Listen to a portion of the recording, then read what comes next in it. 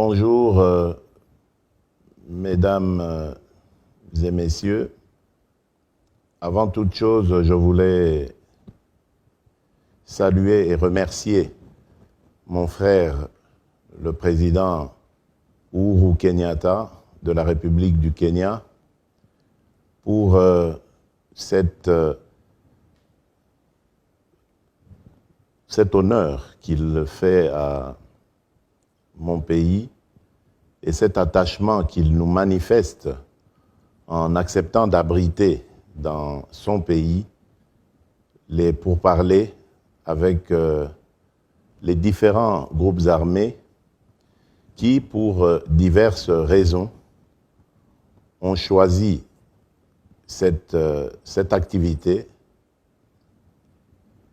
Merci, cher frère, Monsieur le Président Uhuru Kenyatta, et j'espère, vous, chers compatriotes, que vous allez également lui faire honneur, non seulement en acceptant de venir discuter avec les représentants du gouvernement congolais, mais en y donnant suite par rapport à ce qui a été leur demande, notre demande, celle qui consiste à vous voir quitter ces activités totalement nuisibles et regagner la voie de la patrie, la voie de l'unité et de la paix sur tout l'ensemble du territoire national.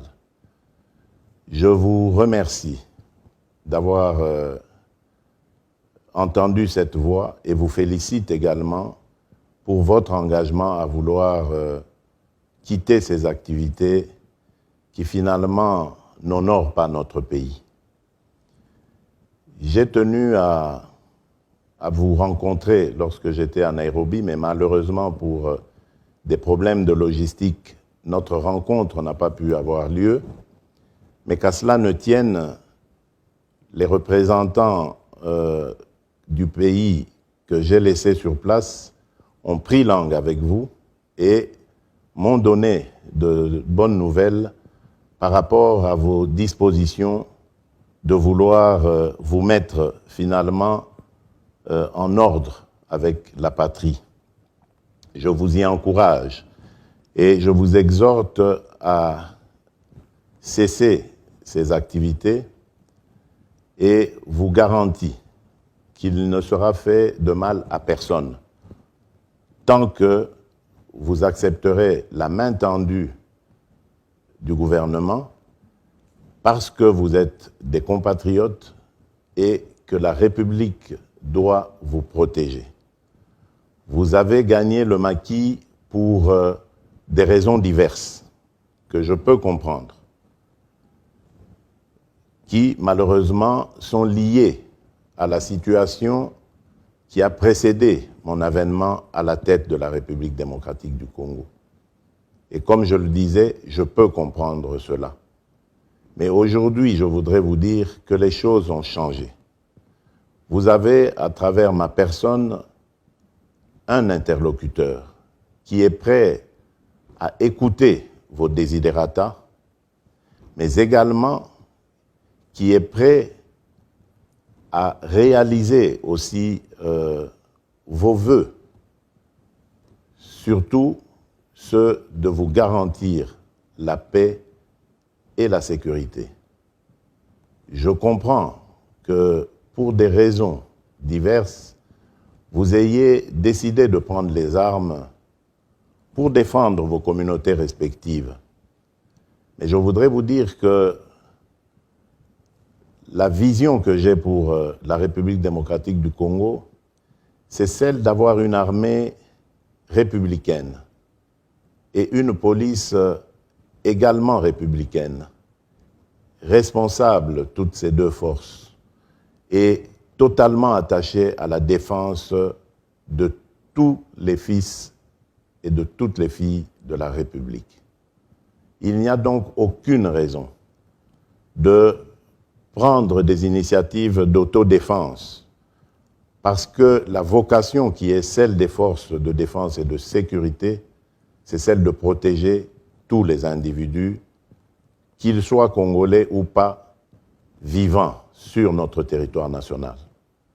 Je vous exhorte donc à quitter ces activités et à joindre le processus DDR-CS. Vous avez vu, nous avons rajouté CS parce que c'est le processus de désarmement, démobilisation, réinsertion communautaire et stabilisation.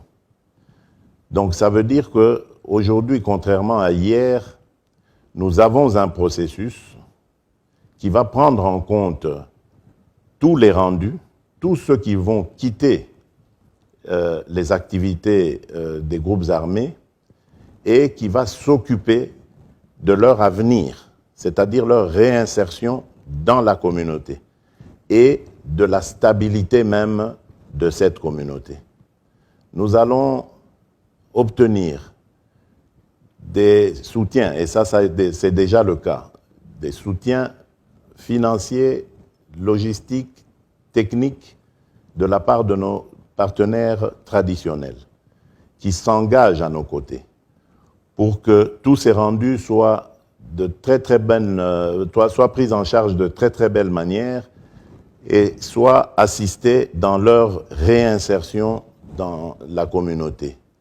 Le but étant de vous former à pouvoir faire face aux besoins sociaux et communautaires à venir et à ne pas pouvoir retomber dans les travers du passé, à ne pas pouvoir vous trouver dans le besoin de devoir retourner dans vos activités du passé. Le but de la stabilisation, c'est également d'amener les communautés à dialoguer entre elles et surtout à privilégier la paix et l'unité. J'ai toujours dit qu'en République démocratique du Congo, il y avait de la place pour tout le monde. Nous ne devons pas nous faire la guerre pour des questions de terre ou de communauté. Parce que tout simplement, tous ceux qui sont congolais ont le droit d'habiter où ils le veulent sur la superficie du territoire national de la République démocratique du Congo. Nous devons combattre toutes ces considérations ethniques ou tribales qui font du tort à notre pays parce qu'elles nous empêchent de pouvoir réfléchir sereinement à notre développement. La République démocratique du Congo, notre pays, a des atouts considérables que nous envie tout le monde entier. Mais il n'y a que nous, Congolais, qui ne semblons pas en avoir conscience. Et c'est pour ça que je vous exhorte à arrêter ces activités, à regarder dans la voie que je vous trace, celle du développement. Et cette voie, lorsque nous aurons atteint le développement, vous verrez que ce sera l'épanouissement de tout notre peuple. Tout le monde trouvera sa place et tout le monde sera heureux. Aujourd'hui, nous avons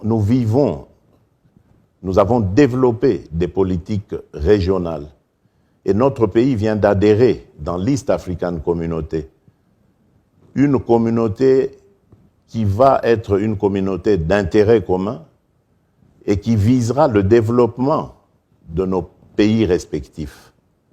Donc vous voyez que le Congo s'agrandit. L'espace dans lequel les biens et les personnes vont devoir circuler est maintenant agrandi à 7 pays.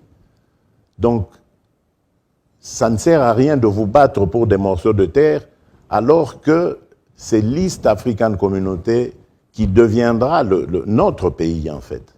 Donc, chers compatriotes, veuillez vraiment continuer à suivre la voie de la raison comme vous avez commencé. Ne vous méfiez pas de moi, ne vous méfiez pas du gouvernement, parce que nous ne sommes pas là pour vous faire du tort. J'avais prêté serment devant Dieu et devant le peuple pour protéger nos concitoyens et assurer leur bien-être.